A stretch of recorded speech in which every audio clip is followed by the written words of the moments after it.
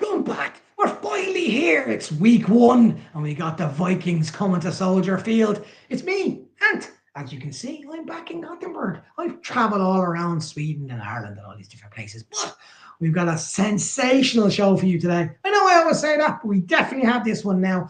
We brought somebody in who I've been looking forward to talking to. I follow all the time on Twitter, and if you don't, you definitely got to. Ben Devine. Got him talking about some Bears. We're going to talk about if Kyler Gordon is going to be fit. What's Caleb going to do? We're going to do all those things. And again, 30 seconds into the show, you're going to be listening to me talking shit. Tony, let's roll it.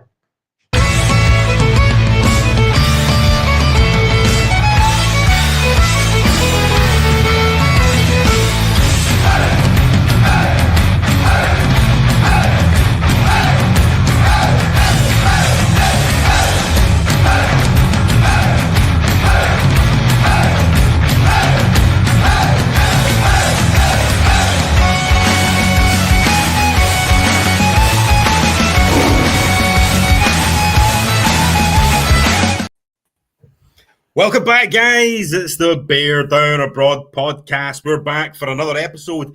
And what makes this week even sweeter is the fact that this week we actually have a game. We've got a game today. We've got a game tonight, lads. And what's even better than that, Ant, we're joined by Ben Devine. Ben, thanks for coming on the show. Can't wait to break this game down with you. But first and foremost, man, how are you getting on? Hey, you can't be anything but excited for this first opening game. I mean, we've been waiting forever for this. It seems like I've been waiting for months, and I'm ready to go. I'm fired up. Yeah, this is going to be great fun. I've been looking forward to this. As I was saying to you earlier on, Ben, it'll be 2:15 a.m. where I am that I'll be starting to watch this game. And I've been through these hell games. I watched the Kansas City Chiefs with Matt Nagy as offensive coordinator put around 40 points up on us. And I think it was a Monday night game or a Sunday night game. And it was 4 a.m. and I still struggled through. Don't think this is going to be like that. I think this is going to be so much more fun.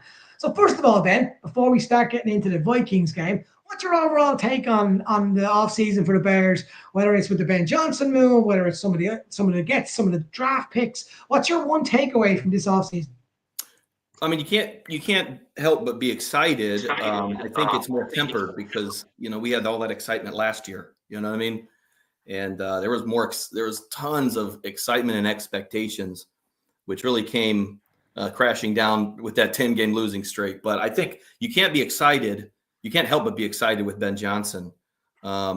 Just seeing what he was doing. I was looking forward to the opportunity for him to be a head coach 2 years ago. And I was even tweeting about that. Hey, wouldn't it be a dream to have Ben Johnson, and the dream came true.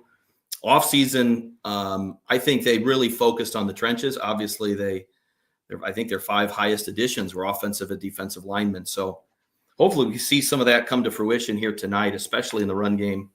I think those 3 interior linemen that they got, I think that is going to be a big help for Caleb and for Ben Johnson doing what they need to do tonight. But, they spent enough money in the offseason, and they put more offensive weapons through the draft. So we'll see what Ben Johnson can do with all of it. It's really all in his hands. So that's, I think where all of our hope lies right now is, can Ben Johnson really do what, of course, the last coaching staff couldn't?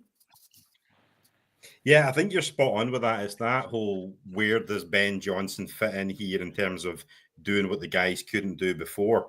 In terms of the actual offense, there's been a lot of chat about, are they going to come flying out the traps? Is this going to be something that takes a few weeks to get going? What are your thoughts on that in itself? Because we've been preaching patience on the show for weeks now. But, we had Peggy Kaczynski on the show last week, and she was talking about, it will be a bit of a slow start. But then you've also got Ben Johnson, who is going to scheme with the guys that he's got. So that could kind of cancel it out a little bit. Where are you with the offense and what to actually expect from it tonight in terms of Monday Night Football? Yeah. So there's going to be a little bit of a balance here that we're going to have to understand as Bears fans. I don't want to put a ceiling or cap where they're going to be right off the bat, because I'm hoping the sky's the limit under Ben Johnson. I've really believed that they've amassed talent over the last really 2 or 3 years here. I just haven't seen it like we should have seen it, right? Last year, we should have seen some. And I think there were signs early on. I mean, they were a Hail Mary from 5-2. And then we really saw it drop off quickly. And of course, that lasted for a while, that losing streak. But if I got my hope in Ben Johnson, I really think that the ceiling is good. The sky's the limit. However, Ben Johnson has been saying for really all offseason that they're not really going to hit their stride till November or perhaps even December. And if we actually take a step back, I mean, Case Keenum just said just a couple weeks ago that this is the most difficult offense he's ever seen. And so to expect that to be all firing on cylinders, all cylinders on week one is not a fair expectation. To be frank, I think that you're probably looking at them hitting their stride in year 2 under Ben Johnson. Of course, that's not tonight, but I don't want to cap where they can be tonight. I think that you can definitely scheme what is necessary to beat a team. I think Ben Johnson has the tools available because they're going to do what the offense is going to be good at, and I think they're going to start with running the ball. I really do. I think that was his bread and butter in Detroit. And if you really watched yesterday's game, I was really intrigued by watching the Lions and the Packers. They had trouble running the ball. Yeah. I mean, Jahmyr Gibbs had like 2.6 yards per touch, and he had a lot of touches. And that was not like it at all last year under Ben Johnson. So I really do think they're going to scheme up a lot of running opportunities. And we'll see where the fireworks go. We always want Caleb Williams to come out, throw for 385 yards, prove everybody wrong, 4 touchdowns. Yeah. I don't know if that's a fair expectation. Sometimes those expectations get the better of us. I just am hoping for a win, Yeah. And I would to play. I would take a 3-0 right now. Honestly, I would take a 3-0, win the game, and move on to week 2. I think it's really for me, it's really important to see the ideas behind what you said. So, for example, what are we actually going to look like? It doesn't have to be perfect. There can be drops in there. Yeah, I've said it all the time. People looking at interception level under a defensive head coach in Matt Eberflus, Caleb's interceptions are going to be higher. They just are because of the scheme that we're playing, the type of football we're going to be playing. He's going to throw more interceptions. So forget about the stat side. I think what I want to see with Caleb is confidence in the pocket. I want to see him confidence with this offense to be able to deliver what we want to do. Whether it's perfect or not, we don't know. That's going to come as it goes. And we're playing against pretty good football teams. I think sometimes we forget that we're playing against, in my opinion, a really, really good defensive coordinator, if not one of the best ones. And he's going to put pressure from everywhere. And suddenly we're going to find they've made some good moves in the offseason. They're a good football team. They won 14 games last year. So this isn't someone that we're just ranking up. And it's their opportunity as well on their first game. We haven't seen a lot of JJ McCarthy, so we don't know what's going to get. I agree with you. I think the first quarter is going to be run the football from both teams. I don't think Vikings are going to want to throw it too much and put more pressure on JJ. Right. In saying all that, right, let's look at the offensive side of the football. And you made a very interesting one when we're talking about running the football. DeAndre Swift and Kyle Monunga look like they're going to be our running backs. And a lot of what Swift got criticized for within Chicago last year was that he didn't go through the holes or didn't get that explosive movement. He was making yards on the outside of either side. Now that we've got that inside offensive line, how much do you think that was DeAndre Swift and his actual ability, if you want to use that, or how much do you think that was the inside offensive line and the scheme that we had last year that just wasn't suited for his game? Now, actually, I struggled watching the tape over again this offseason. First of all, it was just ugly, but especially those first halves when they tried to institute and start running the ball. Their first quarters were abysmal running. I think they averaged something less than 25 yards rushing totally in the first quarter. That's just, it was brutal. And they really struggled getting off the bus running. Ben Johnson, if you look at the analytics, actually liked DeAndre Swift when he was with Detroit in Ben Johnson in Detroit, and when he was with the Eagles. He actually was pretty good in his expected yards per touch. I think that last year the difference was his offensive line was a vast step down from those two teams. And if you can get that interior run blocking going, I think you'll see a DeAndre Swift that really was one of the coveted backs in the league when he was with Detroit and when he was with, I mean, we forget 2 years ago when he was with Philadelphia, albeit a great line, he was one of the leaders of the league in rushing. And I don't think his thing is like 4th and 1, 3rd and 1. That's not his thing. But I think he's a good Swiss Army knife. I mean, Ben Johnson has him and spoke very glowingly about him even once again. So we'll see. I do think they wanted another running back in the draft. I just think that all passed by them. But from all that I've heard, I think they're pleasantly surprised with Monangai. His pass blocking is what they were worried about early on, but I think that he's actually improved in that from what I hear during the camp. And having a guy that never had any fumbles in college, who has played the position and made a lot of carries, I think he's going to fit in pretty seamlessly as the number 2 and the goal line guy.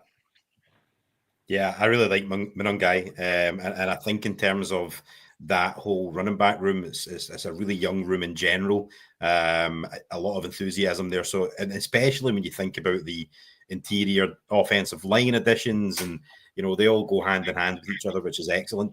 What I wanted to do is ask you as well, because obviously we weren't sure what was happening with Jalen Johnson and with Kyler Gordon as well. We've just had a tweets come out there to say that the Bears have elevated Carl Jones Jr. and Tano Kipsangnon. I can't pronounce that name properly. I tried. So that could be potentially good news for Kyler Gordon. And Jalen Johnson making no DBs have been elevated. Sorry, I've got a 2-year-old that's just bursting in my room. I do apologize. So that could be good news in the sense that they haven't elevated any DBs yet. What were your thoughts on that whole situation in terms of the backups that the Bears have if Johnson and Gordon aren't there? What's the impact in the game? Well, I mean, one of their, after cut downs, one of their primary claims that they made was they did claim Jalen Jones again, right back off of waivers. I know that he was claimed by the Patriots, but the Bears had first dibs on him, and he's previous in our system. So that, I'm sure, comes into play. I mean, you just got to hope that they're healthy for tonight, really, because, I mean, you got some good weapons and receivers over there, and I'm sure everybody doesn't want to go into it empty-handed. Kyler Gordon is very underrated in this defense, and I'm pretty sure he was one of the guys Dennis Allen was excited about when he first came on the job. Remember, he was talking about him as being one of his chess pieces. He was testing him out at safety, and you really want him to be able to go to see what this defense can do. I think he's going to be very key when they send some of those nickel blitzes that Dennis Allen loves to scheme up. And he's really good at getting to the pass, rushing the passer. So you just got to hope that this hamstring injury is something that won't hinder him at all and won't hinder him tonight from going. Jalen Johnson, I mean, I don't know. I don't even know if he's actually been full speed yet in practice. So that's going to be a little bit of give and take. Even if he plays, I don't know if he's going to be out there, 100% of the time. Like, they might try to monitor him a little bit just to make sure this doesn't turn into 4 more weeks of, setting him back somehow, Yeah, I couldn't agree with you more on Kyler Gordon. I think Kyler Gordon is one of those chess pieces, is the perfect word. I think it's, you'll see him, Dennis Allen will love him because you'll see him getting to the quarterback. You saw it last year with Gordon. You saw it last year with Kevin Byard as well. And so you'll see a lot more of that, I think, in what Dennis Allen's trying to scheme up. And you only have to look at the first preseason game where it was irrelevant. And then near the end of the game, Dennis Allen sends the house. And he's going to do that with someone like Kyler Gordon's speed. And you just add to that. It puts pressure under someone like Brisker to make the right mental choices. And that's a question sometimes I have on Jaquan Brisker, to make those mental choices when everyone is going. He's got to make sure he gets the right call on that. And I would worry without TJ Edwards, who I think is another one of those underspoken about, under communicated about defensive piece. And we don't necessarily have that big pass rush outside of Montez Sweat. So you're looking for pressure coming from Dexter, you're looking for pressure from the inside. But on the flip side of that, you look at the offensive weapons that I have, and it's something that I'm really excited about.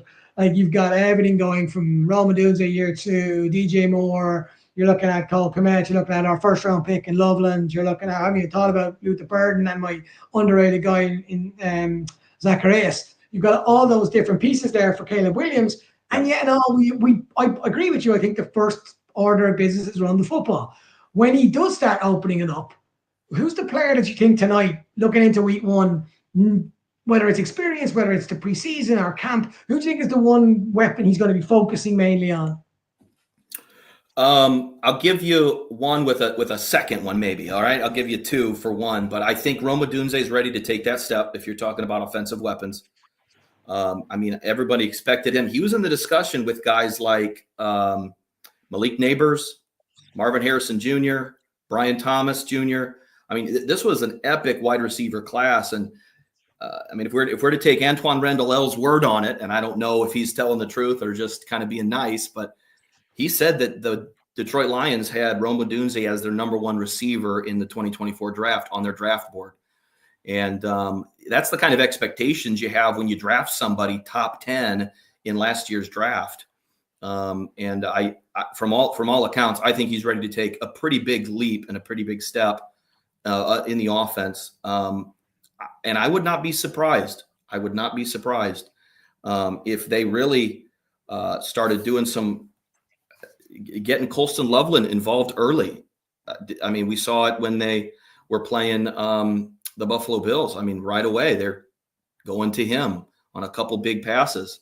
So the tight ends might be key, especially if they're going to run the ball. They might go they might go with 2 tight end sets just to get some little bit heavy and then also use them down the field a little more. So if I had to pick some of the weapons, I would probably go with a couple of those guys, maybe younger guys, first and second year guys. But, I think it's time that especially these high draft picks really start paying off with Caleb Williams. Ben, I need to ask you because obviously the big sort of talking point in the last couple of days has been this thing that was released, the article that was released in terms of the state of the Bears last year, and really went in hard and a couple of different people involved in the organization as well. I don't want to really spend too much time on it or give it too much sort of spotlight, but I just wanted to ask you, do you think that in itself, with it coming out a couple of days before the game, is going to have any impact on Caleb or the rest of the guys?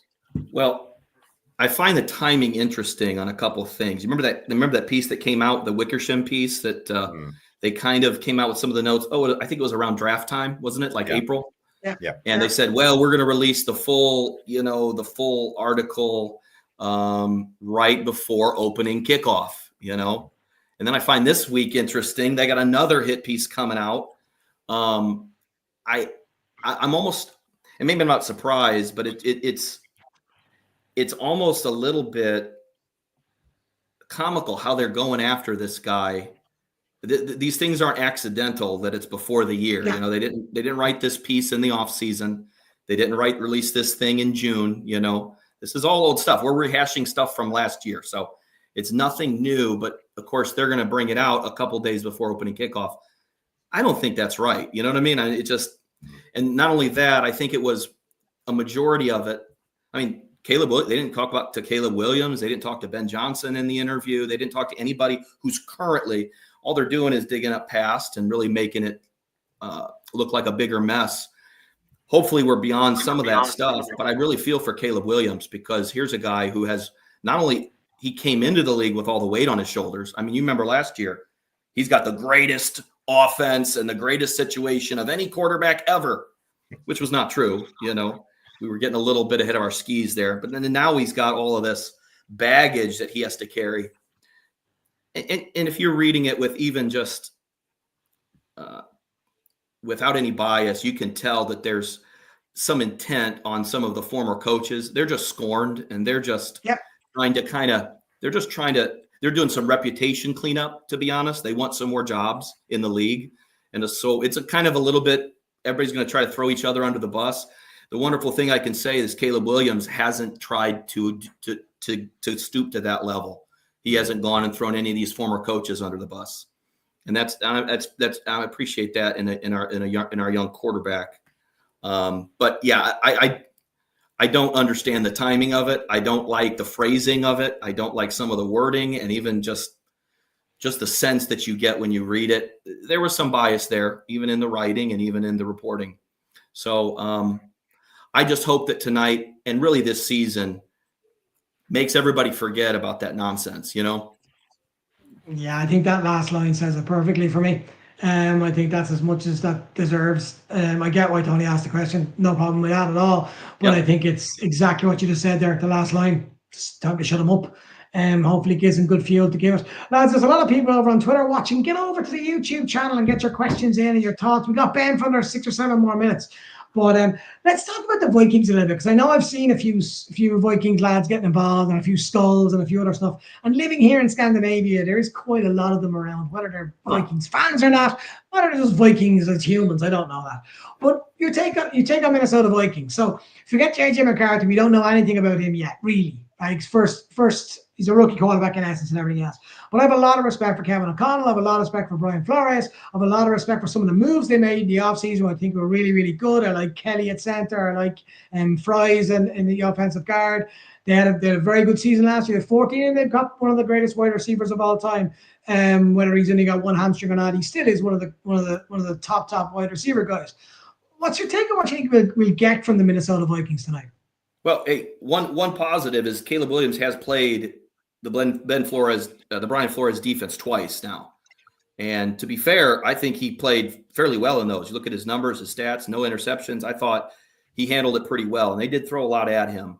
I do think, though, that they're improved in a couple aspects. I think if the Bears put infrastructure, assets into their lines, I think the Vikings did as well. Obviously, they added some interior linemen. An underrated signing for them is Jonathan Allen, who I was kind of hoping the Bears would get involved in. I know they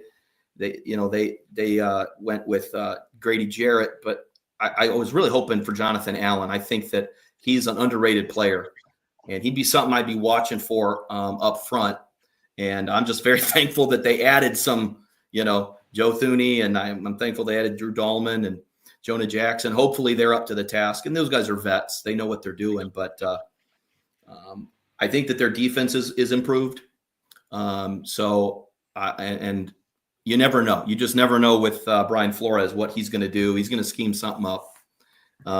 But the key's going to really come down to this game. Sometimes we get a little bit too new-aged in football, but the team that's going to be able to run the ball better, stop the run, you start with that, especially in the first half. I mean, then you can regroup and come out with it. But sometimes game planning goes out the window when you can't stop the run, or when you can't run the ball, when you're behind the sticks. Yeah. We saw that literally that was every game script. I could come out and tell you that the other team's going to be up 13-3 or 14-0 at halftime because they could run the ball, and every time it's 3rd and long, 3rd and 12, you couldn't just stay ahead of the sticks. So that's going to be key. And if the Vikings do a good job stopping the Bears on the early downs, I think that's going to be something to watch tonight. Yeah, I think for me, like the biggest thing here is Johnson has got Brian Flores's number. Yeah, in the sense that in the last 3 seasons, he's got a 5-1 record against Flores defenses. We've seen the Lions yesterday, and it's effectively pretty much the same team, and how they just couldn't get anything going. So I've really got my faith in Ben Johnson and his ability to actually scheme to make things happen. You look at that team and think that, maybe he could do the same thing as he did when he was in Detroit. It's going to be a huge part of it. Equally, though, on the other side of the ball, though, with the Vikings, Justin Jefferson's still there. You've got Aaron Jones, you've got TJ Hawkinson. There's a lot of weapons there that you really need to be concerned about.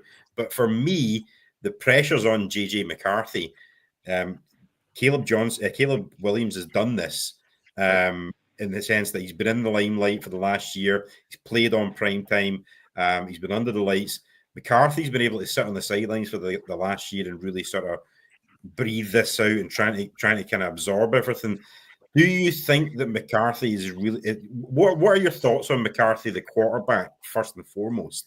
And secondly, is this too big of a spotlight for him to start his career off in? Well, and maybe I'm wrong. My personal thoughts, I'm not worried about J.J. McCarthy. I'm worried about Kevin O'Connell. I mean, he's done wonders with castoffs. I mean, Sam Darnold last year. Are you kidding me? He's done wonders with quarterbacks that I didn't think he could do much with. So I'm not really worried about McCarthy. I just wonder how he's going to be used or schemed. They're going to try to protect him tonight, as you probably would assume. It's a division game. It's on the road. It's his first game.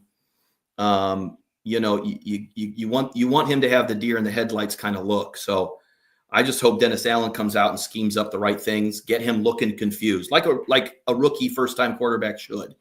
Someone who's taken his first snaps in the league. So you saw that yesterday, a lot of first-time, young quarterbacks having their problems there. So I'm hoping for that. On the flip side with Caleb Williams, let me just say this. You had mentioned the interceptions. I think he needs to take more chances. Obviously, last year he was held back. Those reins were held. I really think that was there were several major flaws with the last coaching staff. But I think first and foremost, when they got up before the first game last year, I knew there was problems when Eberflus repeated. I heard him 3 times before the first week say that Caleb's number one job is to take care of the ball. And Yes. and that I'm not a sports coach, but I knew that's you got somebody who knows how to throw. And granted, he broke the record for a number of passes. He broke it by over 100 passes. He's not throwing an interception. I think it's fair to expect him to take more chances, and I think he should. And I think those will come with increased interceptions, but I think that's what Ben Johnson wants. He wants somebody that's going to be able to test and figure out where he needs to find those zones and holes, what he can and cannot do. Last year, he really should have been doing that. He should have had the 28 interception Peyton Manning year. Who cares, as long as you are learning and growing. I think just holding those reins back stunted his growth to a degree. So again, if we see a couple interceptions tonight, I'm not going to be crazy about it. I'm not going to be upset about it. It's life. I totally agree.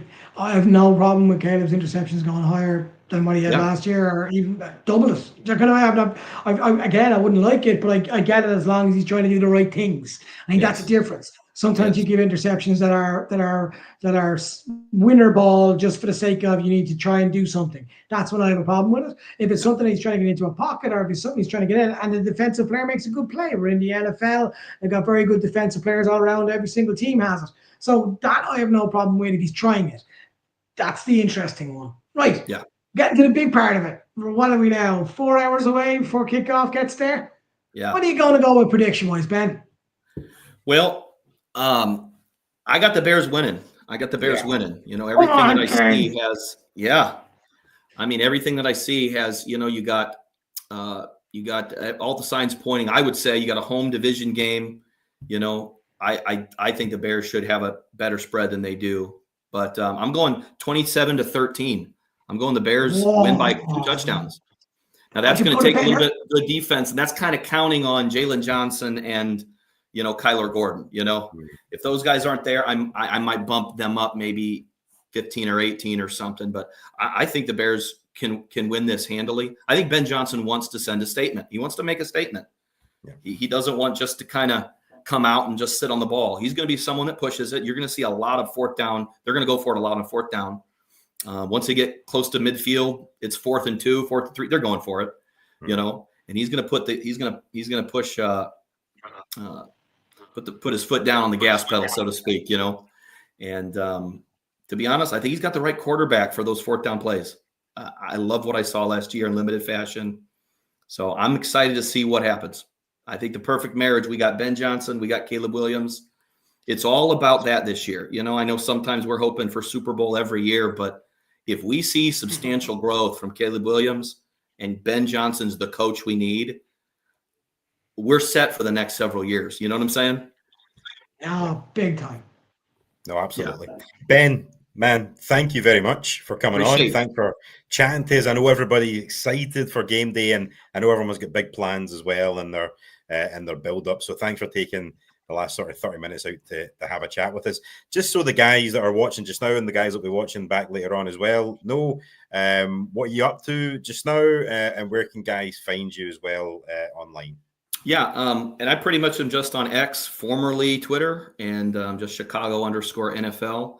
And I've been doing this since 2009. I've never really tried to get followers. I just kind of try to post my thoughts, what's going on, and I just love it. And if you got a passion for it, chase your passion, man.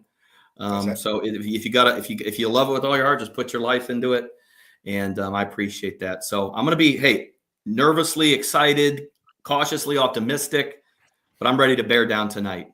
Yes. Ben, love it, man. Thank you so much, Roman, for coming on. We must get you on again later on in the season, so we'll see how optimistic we are then, and we can get involved then. Enjoy the night, my man. Stay safe, and thank you very much. All right, bear down. Let's go. Bear down, brother. Cheers. And that was Ben. Superb. So there we go. So we've got a bunch of guys watching just now. We're going to be on for another little bit.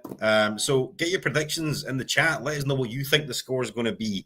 Let us know if you hear anything as well while we're on the show, in case we miss any sort of tweets or anything coming out in regards to availability of players and all that kind of thing. And then in regards to player availability, we got the news earlier on that Harrison Smith, the safety for the Vikings, is going to be out of the game tonight with an illness. What do you think the impact is for the Bears there? Like that's your big kind of defensive captain, your leader, your guy that makes an impact in the defensive back situation. We've got to be looking at that right now and sort of licking our lips and going, right, here's an opportunity for us to exploit an area. Yeah, I think that's it. But for me, it shouldn't change the game plan. Game plan should stay the same. That's a conversation I was having off air with Ben before we started, where I was like, the only positive of Kyler Gordon and Jalen Johnson, let's say, not being there, was it might change the game plan for the Vikings. They may go and try and target them. I don't think you should ever do that. You should keep the game plan you've set up for this game, but it does give you that little bit of a safety blanket that you give Caleb that little bit of a second read, third read, and you go, okay, their number one defensive back isn't there now. So you're going to try and see if you can exploit that. And you're looking for some of our, I think Zacchaeus is going to have a big game, because I think people are focusing so much on DJ and Rome and Luther Burden and Swift. I think he sneaks in there. He's one of those kind of guys that gets himself in the slot, and once he's gone, he's gone.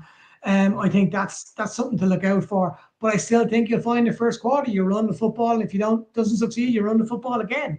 I totally agree with Ben. I think we're going to go on fourth down from anywhere from our own 45 onwards. We're going to go for it on fourth, because we got to start building that momentum, get the crowd involved. I think from the kickoff, we win the toss, we take the ball. I really do. And normally you don't. You divert till the second half. I think you take the ball because you want to go and make a statement from minute one. And I'd like that. I'd like to see us doing that. I'd like to see us really kind of putting everything in there. And I think that's something that I'm looking forward to, having that kind of opportunity to do it, if I'm completely honest. Yeah, no, absolutely, man. I think you're right.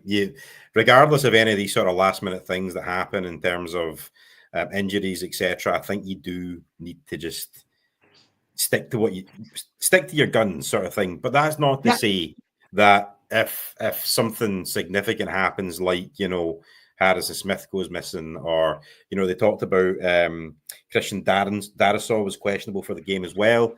He's your starting left tackle, so that'll bring me to my next point. We've been talking about pass rush for weeks now, and the sort of issues that we've seen there. Where's the production coming from? What are you expecting from the pass rush tonight? Montez Sweat's got a lot to live up to, but then again, so is Dio, because that's a big contract that guy got based off of not a huge amount of production. Where are you with those guys? I think in a weird way, I prefer to see my inside defensive line dominate. So that stops Aaron Jones. Aaron Jones, by the way, I heard a stat today. Aaron Jones is 1-14 against the Bears. They've lost one game, 1-14. That's an insane stat, first of all. In a divisional, it's kind of bad statement on the Bears. But I think we need to stop the run. We need to force it into JJ's hands, and then get pressure from that inside defensive line. So Dexter getting into the backfield. You're looking for Grady Jarrett getting in the backfield. Then that creates space for Montez Sweat, and if it's Dio, Or, as Ben said earlier on, I think you're going to find a lot of schemes where you're going to see Kyler Gordon, fingers crossed, Kyler Gordon coming from everywhere, Byard coming from everywhere, and you're going to start seeing that as our pass rush rather than your stereotypical two edges getting at the quarterback. I think that's what you're going to find. But to do that, we need to stop the run, and we need our inside defensive line to make those stops and to make those blocks, to force those 3rd and 7, to force that 2nd and 9, to force those conversations where you're asking your rookie quarterback in Chicago on Monday Night Football under the lights to win it for you. Yeah, I think that's my take. Yeah, and I think you're spot on. I think you're absolutely spot on. I think we have to look at how the defense comes out. On that first drive, is it aggressive? We know Dennis Allen likes to blitz a lot, but equally we know that Brian Flores also likes to blitz a lot as well. So I just think that it's a fascinating game because there's so many questions. How are the Bears going to look under Ben Johnson? How is Caleb Williams going to look with all these new setups around about him? Is JJ McCarthy going to get struck by the light sort of thing? Is he going to come out and play, or is JJ McCarthy going to actually be productive in his first game? And we know the weapons he's got, and then again, how do the Bears look in defense in terms of the defensive back situation? There's just so much going on at the minute in terms of what could possibly happen that it's hard to sort of predict. And I know that we were asking for the guys, you brought them up on the screen there for the predictions, but I think it's really difficult to predict the week 1 game because you're really just sort of going off of last season and then projecting a little bit in terms of the hope and the players that you've brought in. So it's really, really difficult to tell. I think really you won't get a proper swing of things and getting an idea of what this team is like until 5-6 weeks down the line. But I'm just hoping tonight that we can come out and give a good account of ourselves. You know what it's been like for us on primetime games over the recent years? We're just coming out there and we're getting shafted. It's embarrassing. And we just can't have that. But I think something Ben said in terms of Ben Johnson won't allow it to happen. He'll want to make an impression. I think that's a huge factor on how this Bears team actually present themselves. But just very quickly, I know you brought it up before, but Lee thinks the Bears are going to win 31-9, which I would love, Lee. I think to only give up 9 points would be impressive. To be fair, this defense of late isn't giving up a lot of points generally. So you never know. That could be a thing. 31-17 here from Jojo Local 5150. Love the name, man. Again, that's maybe a bit closer to what it could be. Matt, though, is coming here 24-14. I think you're probably looking at something in that ballpark. I think I'd said last week on the show I was going for a relatively low score. I think I'd said 16-10 or something. But I've changed my mind, Anne, because I've spoken to people and they've convinced me otherwise in terms, and maybe it's just that hope part, right? They've convinced me otherwise that this Bears team are going to come out and look better on offense right away than you maybe would have otherwise expected them to. And it was something Peggy said last week, to be honest with you, when she was talking about Ben Johnson and how he can just scheme what he schemes to the strengths of the players that he's got. It makes it work somehow. And she talked about the interior of that offensive line, and it sort of got me thinking. So I've actually changed my score prediction. I'm now Bears 24, Vikings 21. I still think the Vikings will score points on us because at the end of the day, even if they set up a sort of game plan that favors JJ McCarthy and doesn't make him do too much, they've still got a lot of playmakers on that offense. So there's a good opportunity for them to score. And if you take into account, we're not sure what's happening with the DBs just now on the Bears, I think it still leads to the Vikings scoring some points. I think the Bears' home advantage, I think the Ben Johnson advantage over Brian Flores as of late will be the difference in us getting that over the line. But that's me. Have you changed your thoughts on the game, or have you changed your prediction since when did we speak last Monday? Yeah. No, staying with the exact same score, 27-25. Even though I've tried to work out how do the Vikings get to 25, but that's a separate conversation. Doesn't matter. It doesn't. They do it, I don't know, 2-point conversion. I've no idea. But for me, I think those at halftime, it'll be a low scoring game. And I think you'll find it might be 10-6, it might be 10-7, it might be 13-10. Because the first half would be cagey, because it's Monday Night Football, there's nerves aplenty, and no one wants to make mistakes. And then I think it'll start unloading in the second half, like it normally does on Monday Night Football. Anyway, except if you're watching the Ravens Bills, which was bonkers, by the way.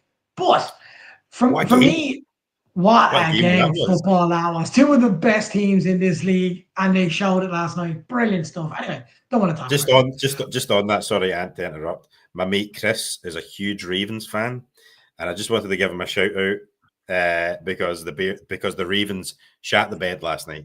That's the technical term for it. They shat the bed last night. I blame Roquan.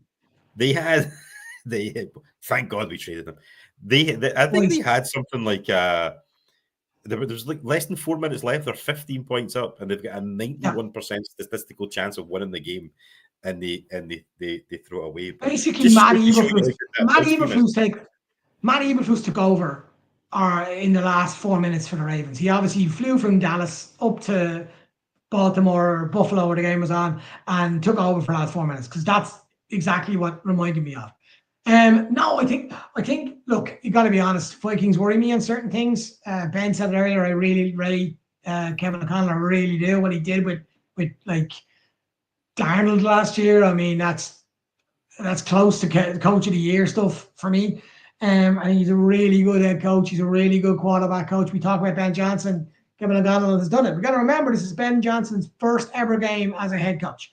So we all love the fact that he's a offensive mind and he comes up with new schemes. It's the first time he's ever been a head coach. It's all well and good being the offensive coordinator. Go on and see what it's like when you're the head coach, making those calls, everything from timeouts to schemes to stuff. No reason that he can't, but Kevin O'Connell has done that. So right now, Kevin O'Connell is a stronger set than Ben Johnson right now before kickoff, because we know what Kevin O'Connell will bring. That worries me. I prefer if Darasol was out. I prefer, obviously, if Jefferson was out, obviously.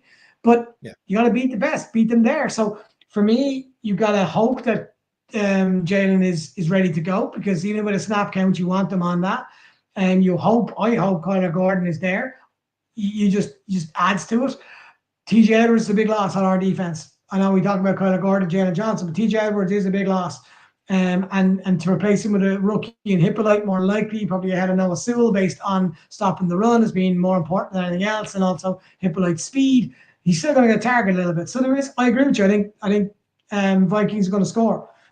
I just think that we're going to keep the ball more, and I think don't expect these. I mean, hopefully I'm wrong, but don't expect these massive explosive plays. But expect us to walk our way up to the 50, walk our way into their territory, and then start getting the ball in the hands of the likes of DJ Moore. Which I will say this about it: I think DJ Moore is a running back 3. I think everyone's saying Roschon Johnson's coming back. I don't think it is. I think DJ Moore will be in the backfield, because they'll want to get his hands on the football. Yeah. And I think that will be an interesting one to watch.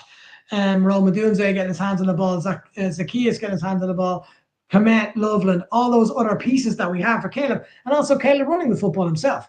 So all those add-ons makes me happy and makes me really intrigued that this Bears football is going to be entertaining. Anyway, what's your take actually? What's your take yourself on what's important about what you want to see out of this game, other than obviously a win? What is the Tony factor that you want to have when you're coming out, when you go to bed at 5 o'clock in the morning? 5 o'clock in the morning. I cannot wait for that aspect of it. I mean, obviously the win is the first and foremost. That's really the only thing that you want to see, is just we get the win. It doesn't matter how it happens, we get the win, right? However, at the same time, if I want to pick other little bits and bobs, I would look at the pre-snap process. Avoiding stupid penalties. Making good decisions, making good coaching decisions as well. Because at the end of the day, this is the first proper game for Ben Johnson as well.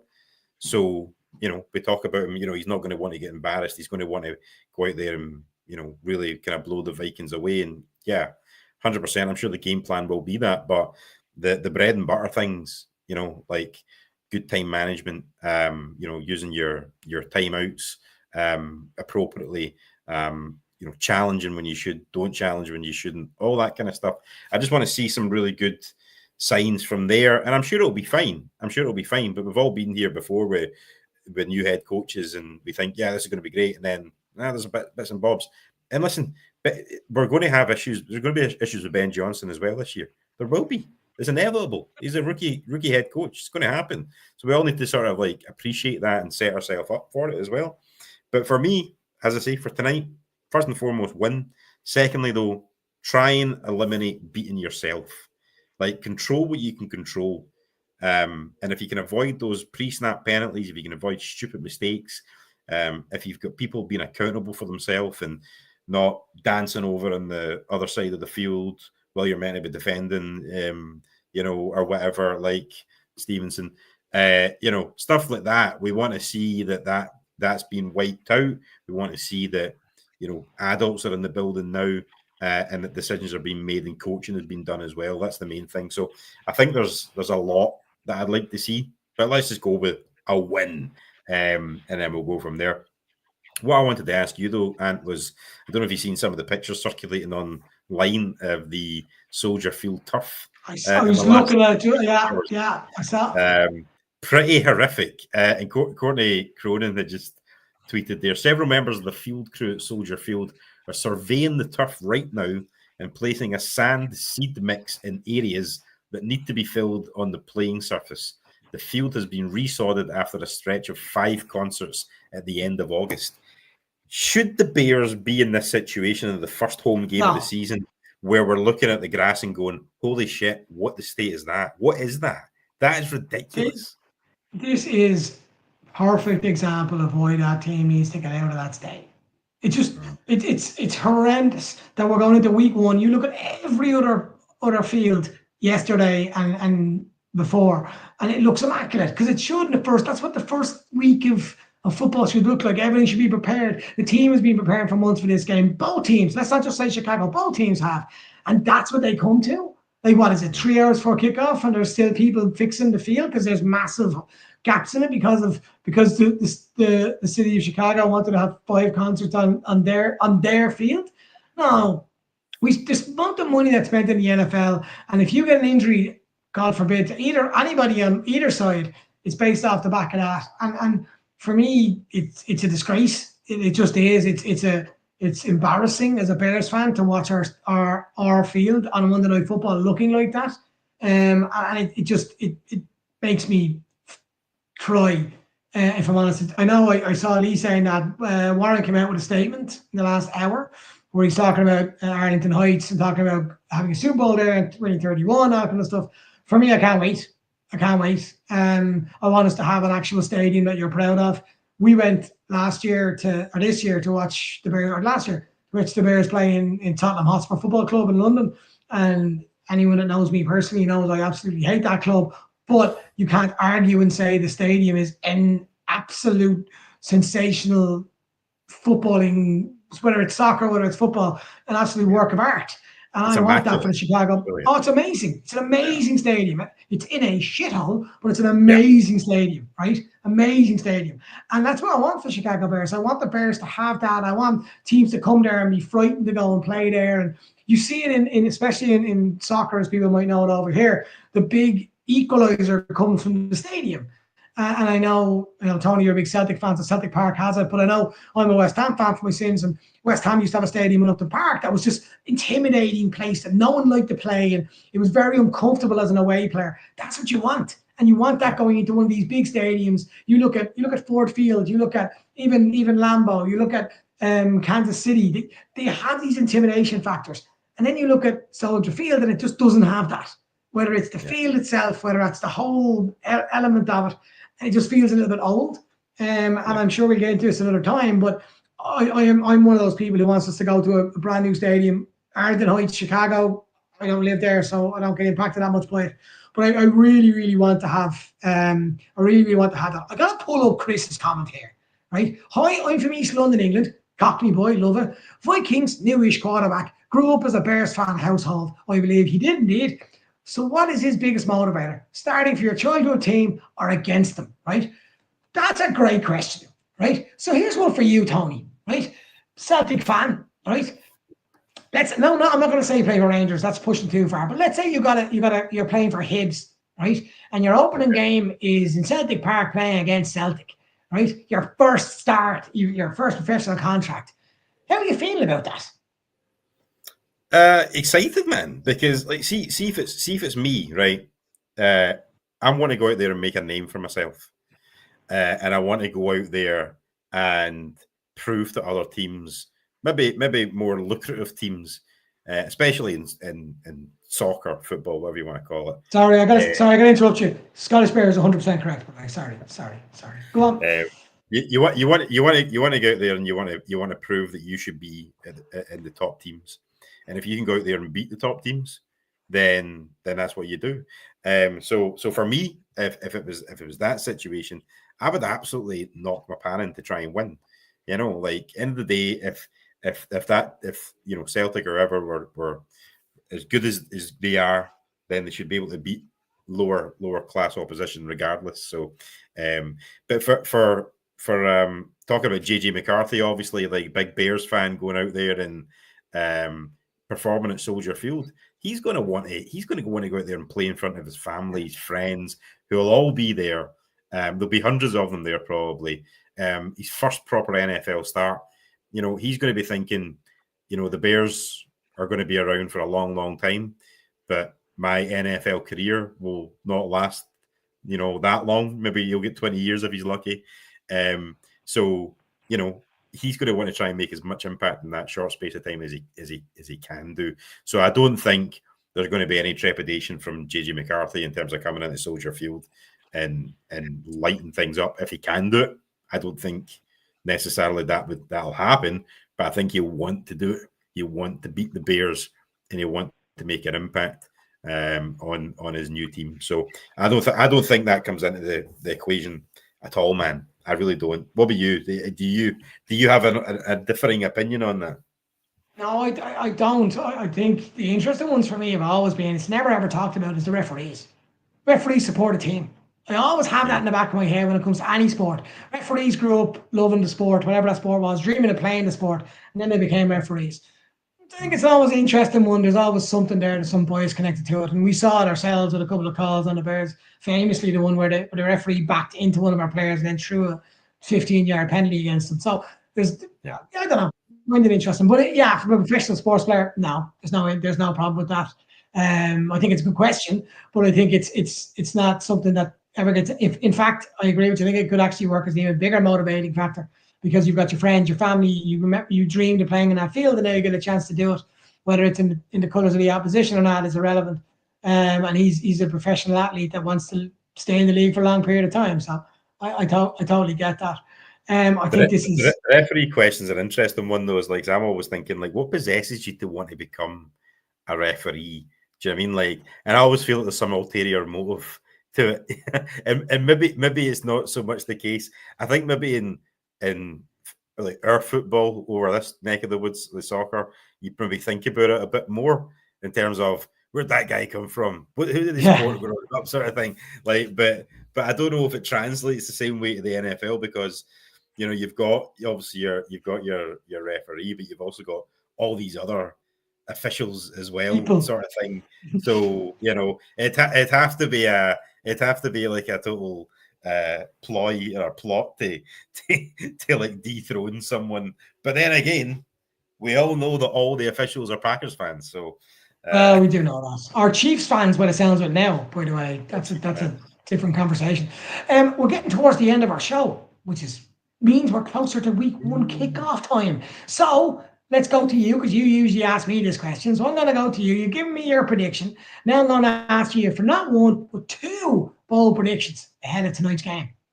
Okay, so I'm going to stick with my first one. I'm going to stick with the one I gave the other night on the show, and that the Bears will not have any pre-snap penalties. I think that sounds like a really boring one, right? But how shit have we been in terms of that stuff for the last couple of years? So that would be bold to see that doesn't happen, and especially because we've got a new look offensive line as well, and guys that have not been playing together. And let's remember, Joe Tooney hasn't actually played a game yet. You know, like his first game will be tonight for the Bears. He hasn't played in preseason at all, so you know, you're going to have some guys in there. And in terms of my second bold prediction, I'm going to go that the Bears get 4 sacks on the night, and people start to think that the pass rush is actually okay, but long term it might not be. But yeah, we'll go with 4 sacks for the Bears. Who's it coming from? I don't know. I don't think it's necessarily going to be coming from, like Lee says, Sweat's going to get 3 sacks there. I don't think it's going to come from the one guy. I think it's probably going to be spread around a lot. We talked earlier on about Dennis Allen bringing the blitz a lot, so I think you're going to get some of your DBs in there as well who might be able to get to the quarterback. So yeah, so that's me. What about yourself, Ant-Man? What's your 2 bold predictions for the game? I agree with you. I'm staying with last week's one, which is Tremaine Edmonds pick 6. I just think the ball will get there to him and he'll be gone. I think that'll come around the third quarter when JJ has been forced to try and go win the game for him. I think he might make an error over the middle, and then suddenly you'll find Tremaine catching it and gone. And that's the first one. I know Matt's obsessed. He was on last week, but was obsessed with a long run from an on guy. I get it. But for me, if I got one defense, I'm going to go one offense. And I'm going to go, okay. Our number 2 yards from a wideout will come from Zacharias. I think Ramadunze will come 1, and I think Zacharias will come second one. I think DJ will have a quiet enough game because they'll be really, really covering him. I think they'll give opportunity to roam, and I think that really gives you opportunity to Zacchaeus as well. I think you'll find Zacchaeus has got a high number on our receiving yards, and I think it might even be something as simple as something 40 yards out where it's dumped over the top and he's in the slot and he's gone.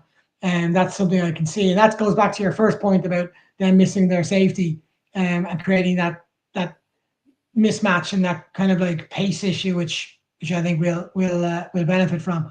But yeah, it's exciting, man. We've been waiting for this forever. I want to say this before we go. Thanks to everyone who watched the show. I saw one of the comments the guy said, I first ever found you guys.